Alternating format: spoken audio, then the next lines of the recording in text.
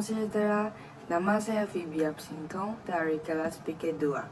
Dalam video hari ini, saya akan membentangkan tentang laporan reflektif berdasarkan lawatan pemerhatian saya ke PPKI Simpang 4 Perlis. Lawatan ini berlangsung dari jam 8 pagi sehingga kira-kiranya jam 2 petang.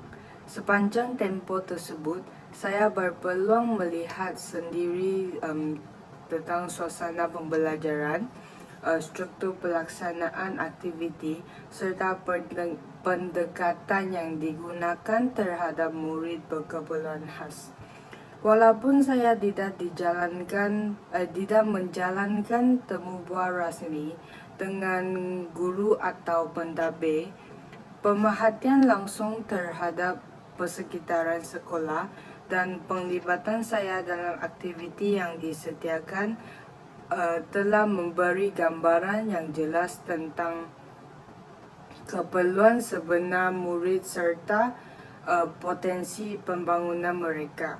Pembentang ini akan memfokuskan kepada 3 aspek utama, yaitu keperluan kualiti hidup murid berkeperluan khas, bentuk sokongan kerja yang disediakan,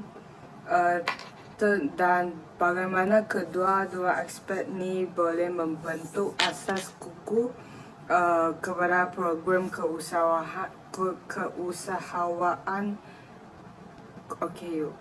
Program Pendidikan Khas Integrasi atau PPKI diwujudkan untuk memastikan murid berkeperluan khas mendapat akses pendidikan dalam persekitaran sekolah arus perdana dengan sokongan khusus yang disesuaikan dengan tahap keupayaan mereka. Berdasarkan pemerhatian saya, murid di PPKI ini terdiri daripada berbagai kategori, termasuk masalah pembelajaran dan autisme. Saya secara peribadi mempunyai lebih banyak interaksi dengan murid autisme, dan pengalaman tersebut membantu saya memahami bahawa kestabilan emosi dan struktur rutin yang konsisten merupakan faktor yang sangat penting dalam menyokong perkembangan mereka. Murid autisme khususnya memerlukan arahan yang jelas, suasana yang teratur dan pendekatan yang tidak terlalu berubah-ubah, supaya mereka dapat menyesuaikan diri dengan lebih baik. Ini menunjukkan bahawa pendidikan khas bukan sekadar memberi pengetahuan akademik, tetapi juga melibatkan pembangunan emosi, sosial dan kemahiran fungsional secara lebih menyeluruh. Sepanjang lawatan, beberapa aktiviti dijalankan dalam bentuk stesen. Ada 4. Satu yang Smart Classroom, Hydroponik, Eco Bonsai sama sesi kelas. Di Smart Classroom macam ni, saya dapat melihat bagaimana penggunaan teknologi diaplikasikan dalam proses pengajaran dan pembelajaran. Penggunaan elemen visual dan interaktif membantu murid memberi peluang dan tumpuan untuk memahami isi pembelajaran dengan lebih mudah. Bagi murid autisme, rangsangan visual yang jelas dan sistematik amat membantu mereka dalam meningkatkan fokus serta mengurangkan kekeliruan. Namun begitu, penggunaan teknologi memerlukan kawalan yang baik kerana rangsangan yang berlebihan boleh menyebabkan gangguan tumpuan.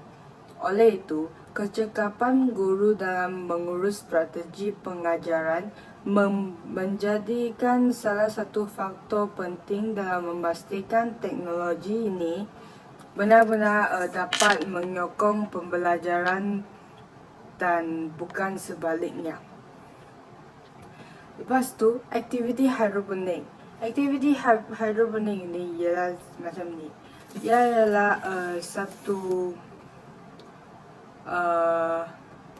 hidroponik ni pula memberi pengalaman pembelajaran yang lebih bersifat macam amali sebab ia memerlukan penggunaan tangan dan otak untuk memikir dan membuat ikut arahan. Lepas tu, melalui aktiviti ini, murid belajar tentang tanggungjawab menjaga tanaman, disiplin dalam mengikuti proses yang teratur serta kesabaran menunggu hasil tersebut.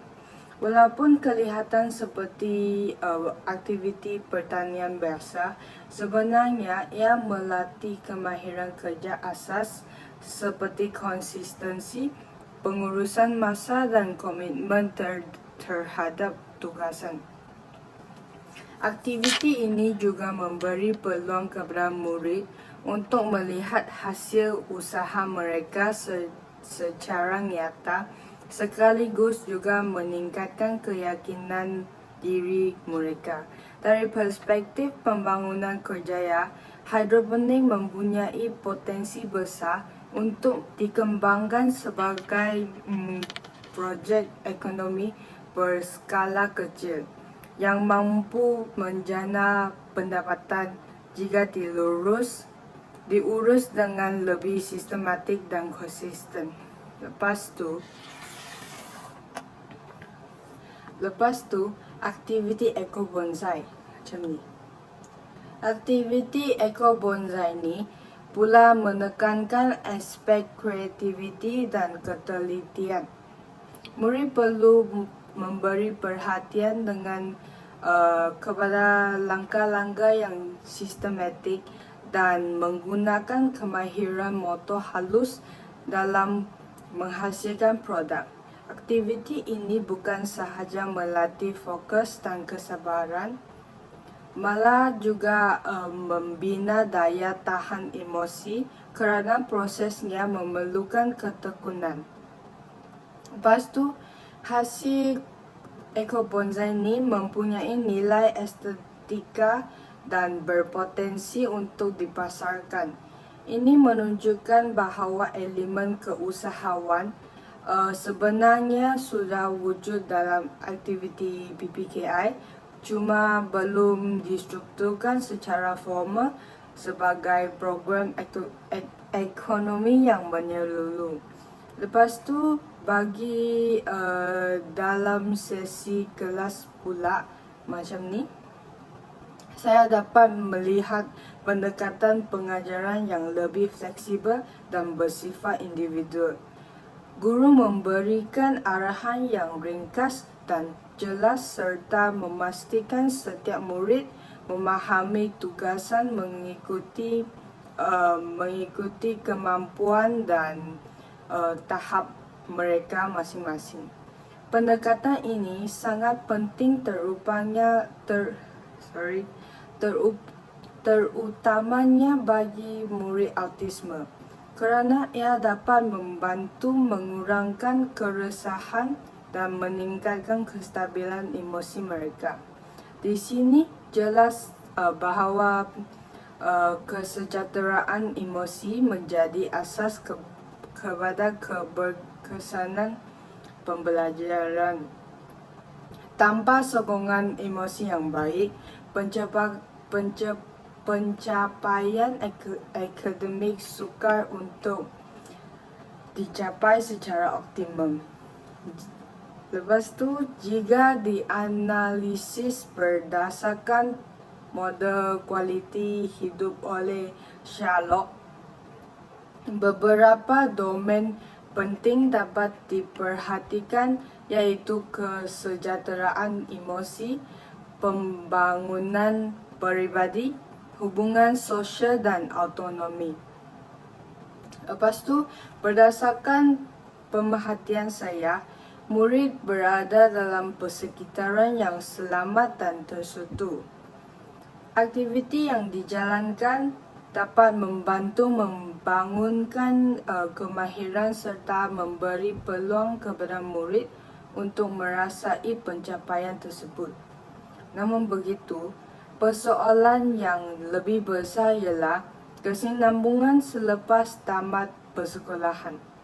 Sekiranya tiada sistem transisi yang jelas ke alam pekerjaan atau latihan lanjutan, kemahiran yang dipelajari oleh murid ini mungkin tidak dimanfaatkan sepenuhnya.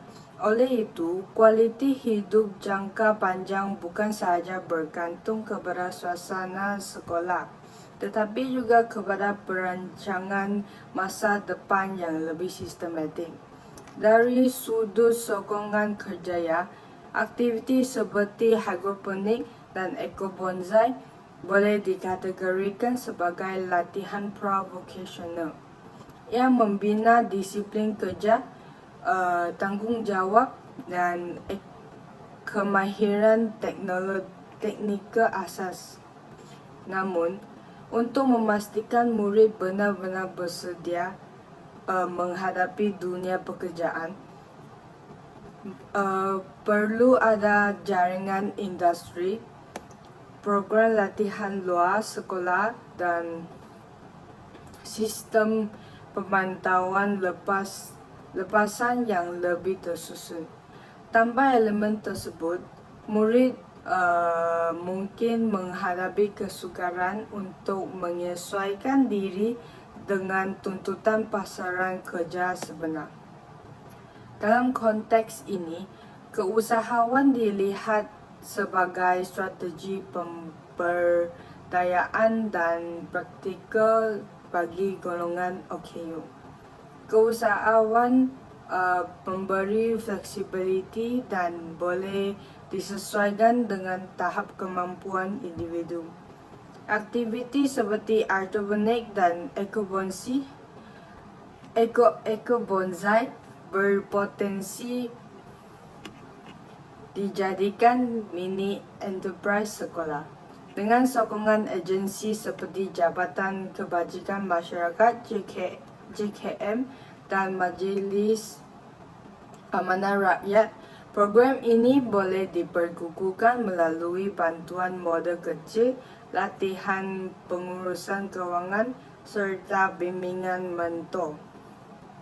Keusahawan bukan sahaja memberi peluang menjana pendapatan, tetapi juga dapat meningkatkan harga diri, autonomi dan integrasi sosial murid perkumpulan khas.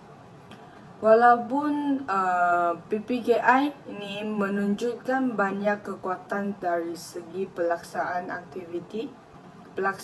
aktiviti dan pendekatan pengajaran, terdapat juga beberapa cabaran struktur yang perlu diberi perhatian secara lebih serius.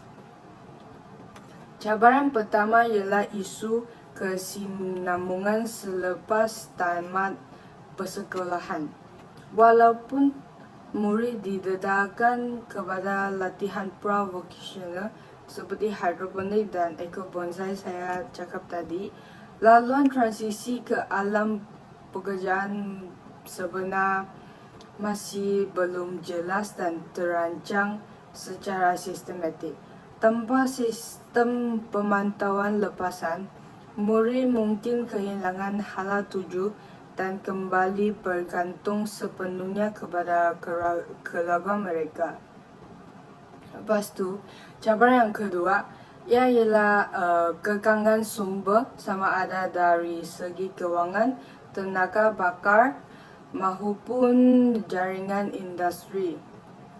Program vocational ni yang dijalankan mempunyai potensi ekonomi, namun tanpa model permulaan, latihan pemasaran dan hubungan strategi dengan komuniti setempat.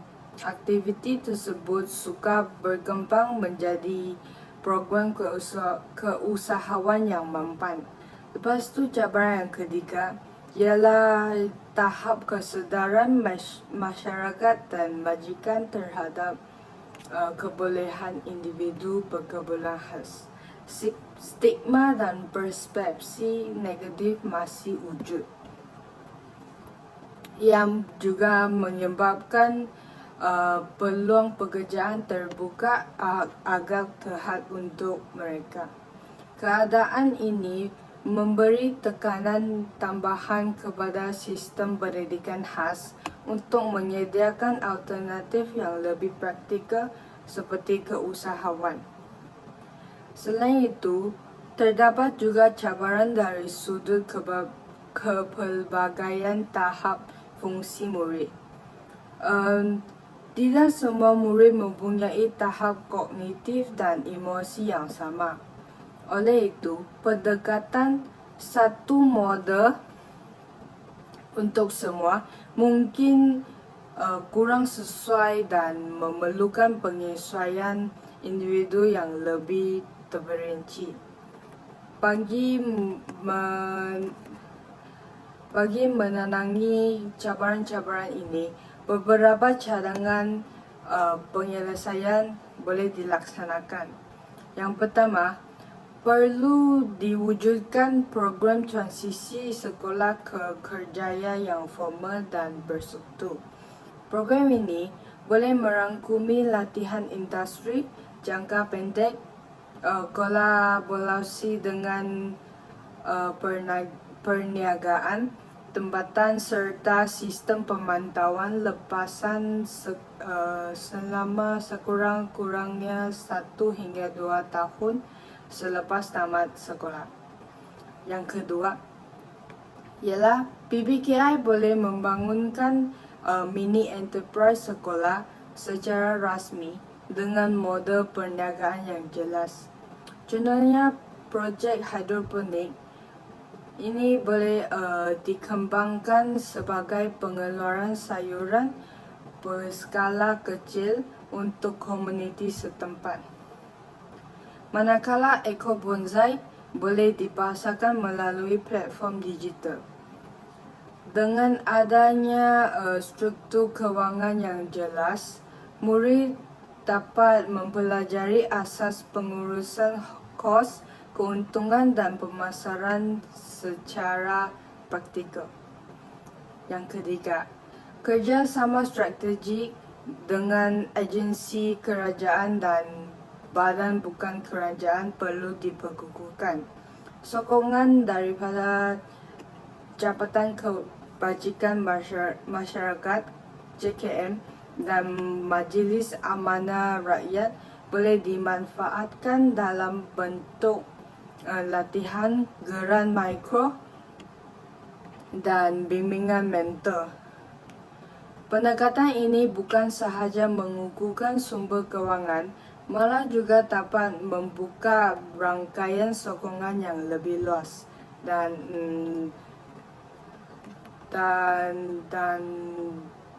dalam jangka masa yang lebih panjang. Yang keempat, model keusahawan perlu disesuaikan mengikut tahap fungsi murid. Murid dengan tahap fungsi sederhana mungkin boleh dilatih dalam pengeluaran dan pembungkusan, manakala murid yang lebih tinggi tahap kefungsian boleh didedahkan kepada asas pemasaran dan pengurusan stok. Pendekatan berbeza ini memastikan semua murid mendapat peluang yang adil untuk mengikut kemampuan mereka masing-masing.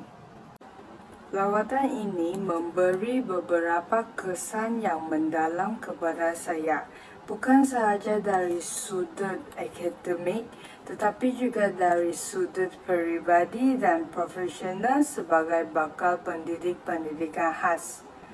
Sebelum lawatan ini, saya melihat pendidikan khas lebih kepada pendekatan pengajaran dan pengubahsuaian dalam kurikulum.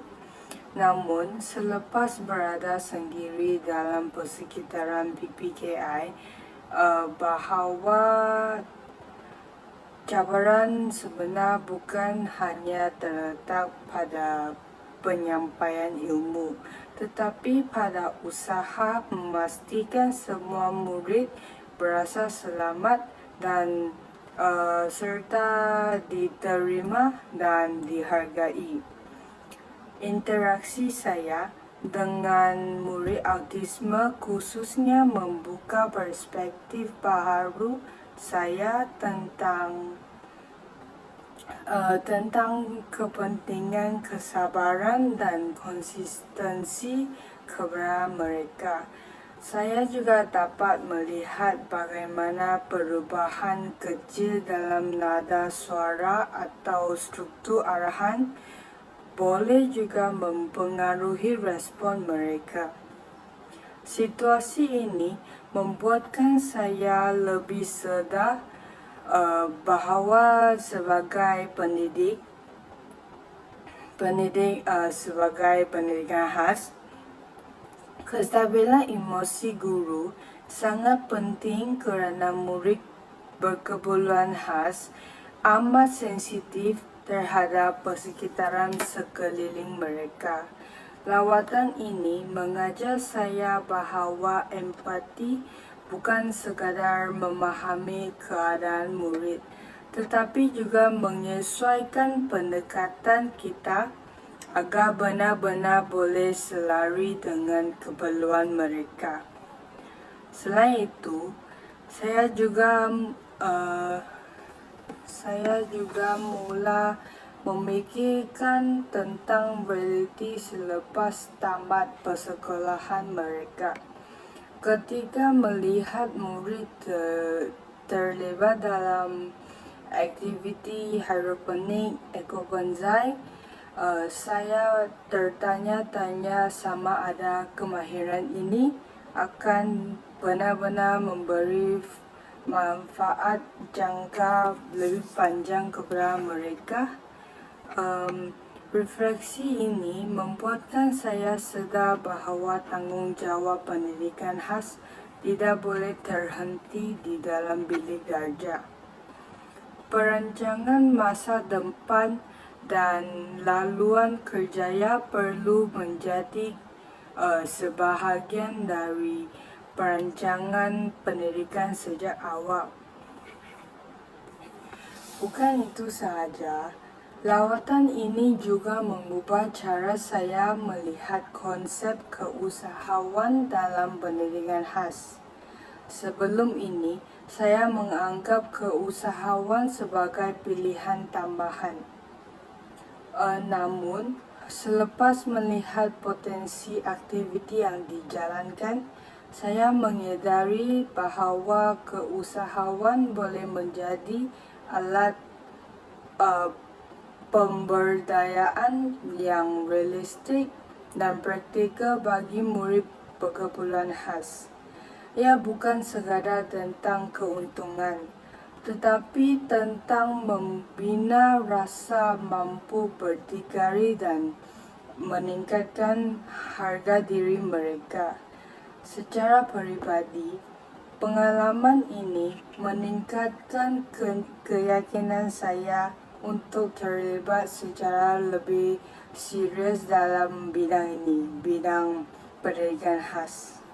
Saya menyadari bahawa bidang ini memerlukan komitmen jangka panjang, kreativiti dalam mencari penyelesaian dan keberanian untuk memperjuangkan hak serta peluang murid berkeperluan khas. Lawatan ini bukan sahaja memberi pengetahuan, tetapi juga membentuk kesadaran dan tanggung jawab profesional dalam diri saya. Bukan itu sahaja, saya juga memahami bahwa kerjaya pendidikan khas tidak boleh diukur hanya melalui pencapaian akademik. Ia juga perlu dinilai melalui sejauh mana murid mampu menjalani kehidupan yang lebih bermakna, berdikari dan diterima dalam masyarakat. Lawatan ke PPKI Simpang 4 ni telah memberi saya pemahaman yang lebih realistik tentang cabaran-cabaran dan potensi sebenar dalam membina kualiti hidup murid perkebunan khas. Sebelum saya akhiri pembentangan saya pada hari ini, kesadaran masyarakat perlu dipertingkatkan melalui pameran produk, jualan komuniti dan kempen advokasi. Apabila masyarakat melihat sendiri hasil kerja murid perkebunan khas, perspektif negatif dapat dikurangkan dan penerimaan sosial dapat dipertingkatkan. Ini secara langsung menyumbang kepada peningkatan kualiti hidup mereka dalam jangka panjang. Kesimpulannya, lawatan ini memberi pemahaman bahawa pendidikan khas ini bukan sekadar menyediakan ruang pembelajaran, tetapi juga membentuk asas kehidupan masa depan murid perkebunan khas. Kualiti hidup mereka bergantung kepada sokongan emosi yang konsisten, latihan kemahiran yang relevan dan laluan kerjaya yang jelas. Jika elemen keusahawan yang ini disusun dengan lebih strategik dan disokong secara lebih menyeluruh, PPKI berpotensi menjadi model pemberdayaan OKU yang lebih mampan dan berimpak tinggi. Sekian, terima kasih.